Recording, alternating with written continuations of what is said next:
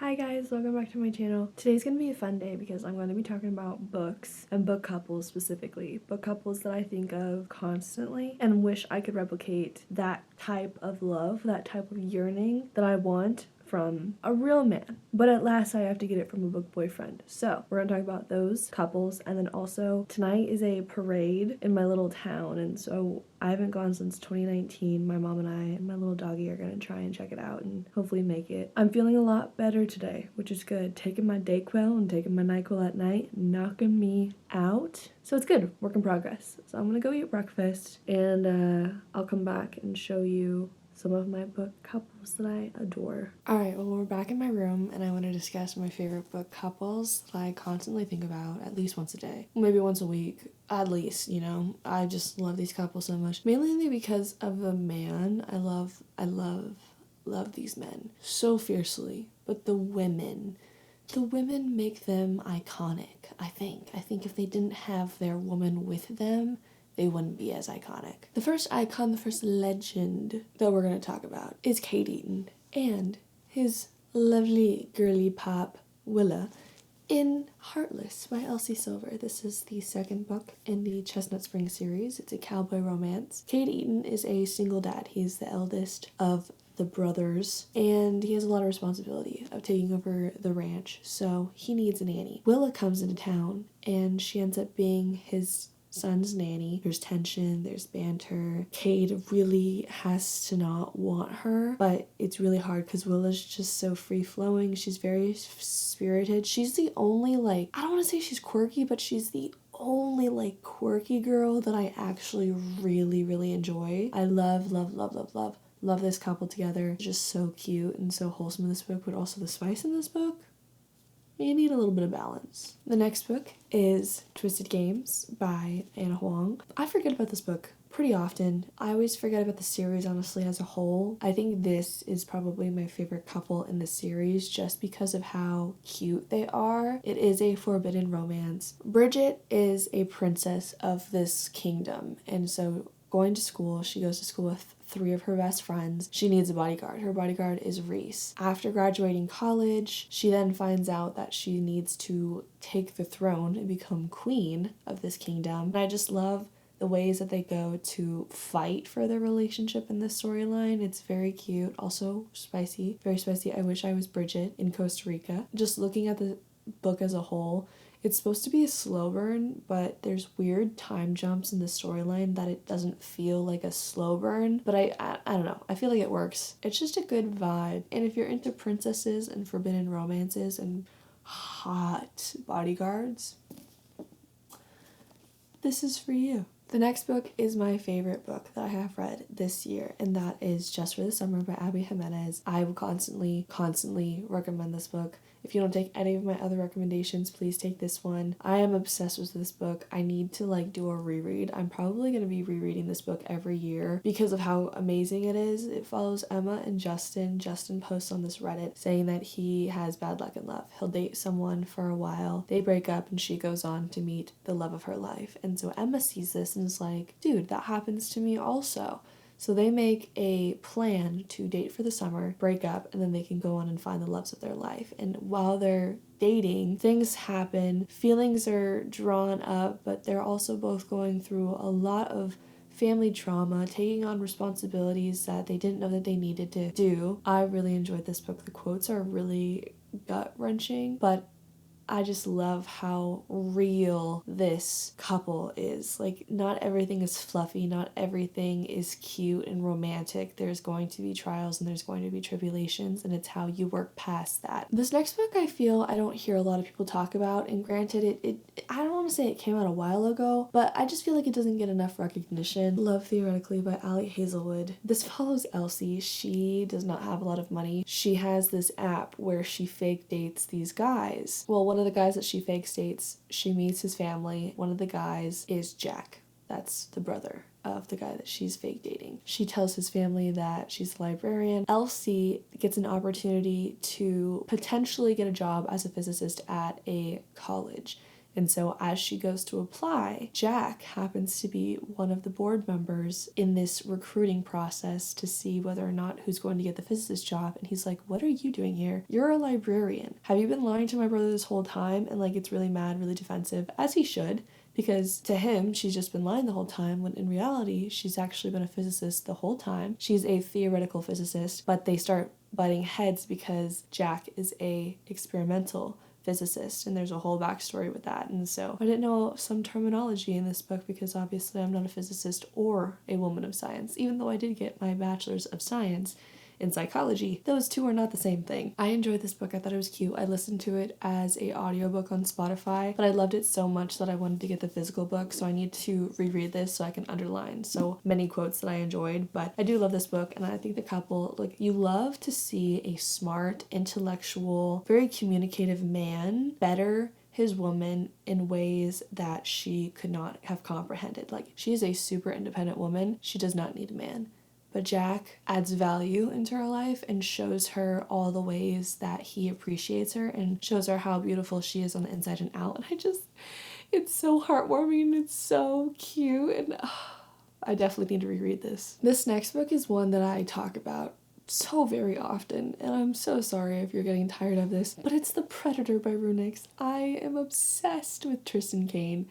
I'm pretty sure he might be my number one boyfriend. I adore this man so much. He is my love. Tristan Kane works for the rival family of Marana. They butt heads. The families do not like each other. Well, Marana is a very, very intellectual woman. She is a coder. She develops this code, but it gets into the wrong hands. And so whoever has this could potentially hurt Tristan's family and Marana's family. So Tristan and Marana have to work together in order to get this code back. There's so much tension between them. Like, you could cut it with a knife. It is so impeccable. The fact that they literally threaten each other the whole entire book. He doesn't really say that much, but when he does say stuff, you're just swooning. You're like, the man you are. This next book is Beach Read by Emily Henry. There was one point where after I read Funny Story, I thought it was better than Beach Read, but I retract that statement because I really don't think that anything can top Beach Read, especially the first time that I read Beach Read. I will never forget. I enjoyed this book so much. The things that take place in this storyline, things that are revealed, that happen, just kind of hit home for me a little bit, and I think that's why I personally relate to it way more than Funny Story, and I forgot about that. I think I was just so wrapped up in enjoying Funny Story that I forgot how attached I was to Beach Read. But January and Gus have always butted heads with one another. They had the same major in college. They were always competing and still competing in their professional careers as authors. Now, January writes romance books and Gus writes more nonfiction. January moves to this town temporarily to clean out her father's house because he has suddenly passed away. She realizes that her next door neighbor is Gus, her rival. They are both apparently going through writer's block and decide to make a bet and switch genres. January will write about nonfiction, horror, terrifying things, and Gus will somehow write about romance. Whoever has the best-selling book wins the bet. I don't really know what they win. It's like bragging rights or something. I'm not really sure. This is just such a great book. The things that Gus says in this book is just like imprinted into my mind. The last book that I want to talk about is one I think I'm finally going to say is my favorite series of all time. It's gonna be hard to try and top this. Like, there's obviously different genres, but I really don't know if anything is going to compare to the feeling that I had when I read this series, and that is the Mind F series by S.T. Abbey. This is a dark romance. Very heavy topics are discussed in this book. This plotline is the best plotline that I've ever read. It's so intriguing. I could not stop reading. Like, it didn't take me that long to finish this series. Each book is around 200 to 300 pages, so it's not that intense to read. I know it's very daunting to see one book and see how thick it is. It's just so good. Also, the font's pretty big. This follows Lana. She went through some very, very horrific things during her childhood, and now she has come back as an older woman seeking for revenge. She has thought out and planned everything to a T and will not stop until she gets her revenge. She then meets Logan, who is the head guy of the profile unit for the FBI, and they start a relationship. Now, little does he know that Lana, his new girlfriend, is one of the serial killers that he's trying to catch. It is such an amazing storyline. Like I said, the things that happen in this book, the plot twists, the twists and turns and the songs I was listening to. Like, there's so many songs that I could correlate to this book. It was just a time reading this book, and I really enjoyed it. And I know dark romance is not for everyone. Please, again, like I said, check your trigger warnings. This author has passed away, so I think I love promoting this book to all of the proceeds. It goes to her family, and I did find out that there are other pen names under this author, so I'm going to try and read more of her books. But it's beautiful, it's tragic, it's lovey, it's disturbing. I oohed and awed and I cried. I laughed. I didn't think it was going to be a funny book, and I was laughing hysterically at some point. So this book made me really feel everything, and I enjoyed it so much. So that's why I recommend it all the time. Honorable mentions for other couples is Theo and Winter in Reckless. It's another Elsie Silver book in the Chestnut Spring series. Theo is a professional bull rider. Winter is a doctor. They meet, they have a one-night stand. Winter gets pregnant. They have to figure out co-parenting while also dealing with their professional careers, while also trying to figure out what their relationship is. It's such a cute storyline. Another one is Samkiel and Diana in the Book of Asriel. Think of the two most powerful people, and it's these two. Like, talk about a dynamic duo. I am in love with this couple, and it's a true enemies to lovers. I am obsessed. I need to finish the second book in the series, but it's so good. The first book, the Book of Asriel, really kept me on my toes. I loved it so much. The storyline was something that I had never read before, especially in like the fantasy aspect of it. It's like gods and versus monsters that were created. They are true enemies. They were made to defeat one another. But Samkiel and Diana go through such a beautiful storyline to where they're enemies for sure. But then they become allies, then they become friends, and then they become lovers, and then they become enemies again. And it's just so good. I love them. And my last honorable mention of couples that I think about is probably because I just finished this book, and that is Damon Torrance and Winter Ashby in Kill Switch by Penelope Douglas. I am currently reading the Devil's Night series, and I need to start the novella Conclave, but I just finished Kill Switch, and I am obsessed with that book. I gave it 5 stars. Could not believe I gave it 5 stars. Could not believe I gave Penelope Douglas a rating of 5 stars, but you know what, here we are. I love Damon's psychoness paired with Winter's innocence. That book is a work of perfection, and I loved it. Talk about really feeling all the emotions one can possibly feel in a book. That is what happened to me when I read Kill Switch. Well, I'm gonna probably take a nap or read, because the parade doesn't start until another like 2 hours. I might make some hot chocolate or maybe like hot tea or something. I'm very excited for the parade. I haven't been probably since 2019, and it used to be like really fun, so I'm excited to see what they're going to have. There was like fire trucks or police cars or something that used to be a part of it. I don't know, it used to be really fun, and like Santa Claus would be in it too. I feel like December is going by so fast. I haven't really been doing anything super festive, so I'm just very excited to get into the holiday season, and hopefully it'll be really fun tonight. I'm gonna start doing other things, and then I will talk to you later before we head out for the parade. I made some hot chocolate. It's one of my favorite Christmas mugs. Okay, well, we missed probably part of the parade, but we're going to the community center right now to see judging, I guess? I'm not really sure. Just enjoying our little small town festivities. Alright, we caught the beginning of the parade in another section, so hopefully all of what we missed was a lot. Whoa! There's a horse! Cindy Lou Who!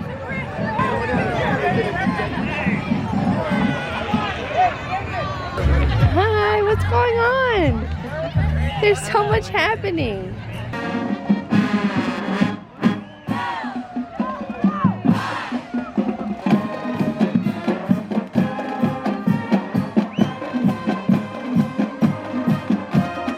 I need to get a ring stuck on my hand. That way you can take me to the fire station for me to get it off. Or you drop babies off. So yeah, just drop me off at the fire station.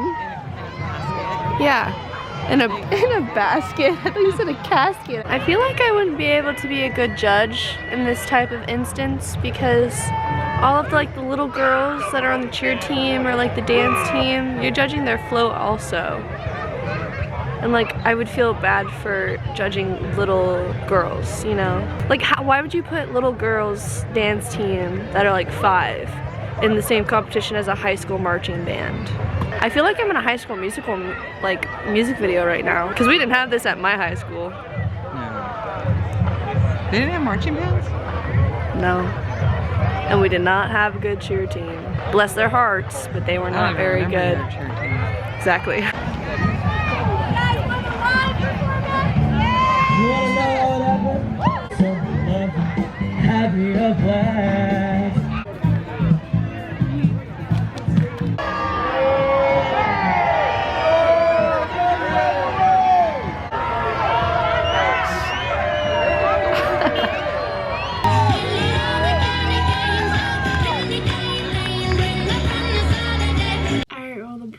Is obviously over, and it was a lot better when I was younger. Every year they have the parade, and I think we've only gone maybe 3 times to the parade just because I would have basketball in middle school and I'd have basketball in high school. I was gone for school and college. It was still cool and very festive, very in the holiday spirit, which is good, and I'm feeling a little bit better. So maybe I just needed the gift of the holiday Christmas spirit stuffed into my soul. I'm gonna start winding down for bed. I made some tea. I started reading How My Neighbor Stole Christmas. I think that's what it's called, by Megan Quinn. The book is so bad.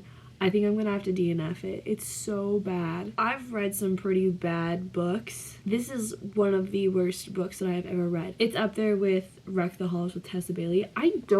Tell me why authors can't make a normal, like, okay, I don't want to generalize it, but so many authors cannot make a normal Christmas book. It has to be cringy, it has to be quirky.